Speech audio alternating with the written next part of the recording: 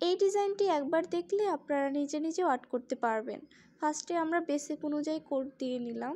Next হচ্ছে আমরা একটি করে কোড থেকে আমাদের আর্টটি শুরু করব। ফার্স্টে এক কর্নারের মেজারমেন্ট অনুযায়ী আমরা কয়েল শেপটা দিয়ে নিচ্ছি এবং দুই পাশে প্রজাপতির মতো দুটি পাতা আর্ট করে নিলাম এবং পাতাগুলোর সাইজ আমরা সমান রেখেছি এবং পাতাগুলোর মাঝ বরাবর দুইটি করে ঢেউ দিয়েছি এবং উপরের অংশে আমরা একটি করে ফুল আর্ট করে নেব। আপনারা আমাদের আর্টটি ভালো করে মনোযোগ দিয়ে দেখলে আপনারা নিজে নিজেও আর্ট করতে পারবেন।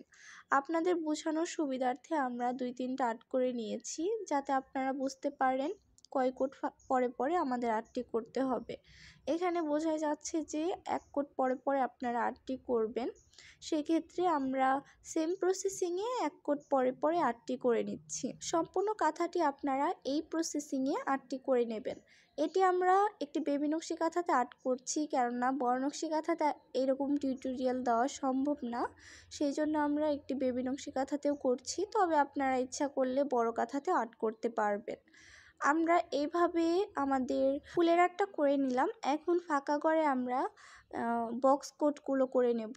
এখানে কিভাবে করছি আপনারা তো দেখতেই পারছেন। সম্পূর্ণ কোট সেম প্রসেসিংয়ে আমরা বক্স করে নেব। তারপরে হচ্ছে বক্সের মাঝের অংশটা আপনারা সেলাই যেন ভালোভাবে বুঝতে পারেন, সেই জন্য আমরা একটি করে চেন কম্বিনেশন আর্ট করেছি যাতে আপনারা বুঝতে পারেন কিভাবে সেলাই করলে ভালো হবে। আর ডিজাইনটি কেমন হয়েছে অবশ্যই জানাবেন। ধন্যবাদ।